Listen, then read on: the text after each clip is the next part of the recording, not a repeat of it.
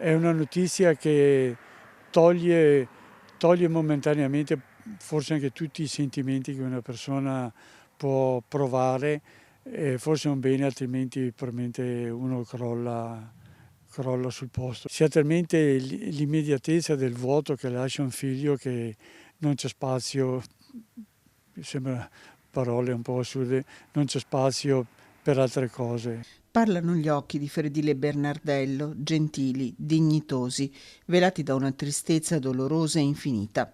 Il 14 ottobre l'esplosione di Casteld'Azzano gli ha rubato il figlio Davide, 36 anni, fiero e orgoglioso carabiniere in servizio all'aliquota di pronto intervento, un lavoro di cui andava fiero, che aveva fortemente voluto. Era il suo sogno da piccolino, l'ha portato avanti con la determinazione che aveva e con orgoglio poi era arrivato dove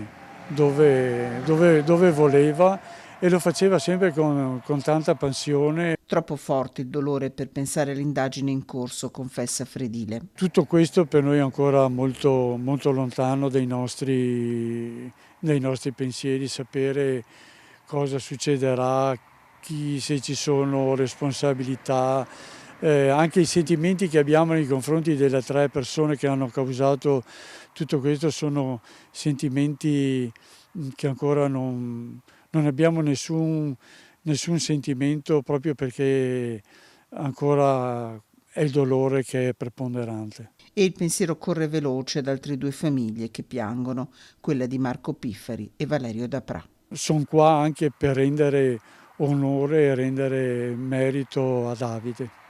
Vuole farci un ultimo pensiero anche per Valerio e per Marco che erano con lui? Appena passati questi giorni di tumultuosi, vorremmo anche noi andare a far visita, se non altro alle loro tombe, perché erano con Davide, erano là con loro e quindi è giusto almeno rivederli in termini così, mi capirete, almeno andarli a trovare e dire una preghiera. Noi siamo anche credenti, quindi fare una preghiera sulle loro tombe.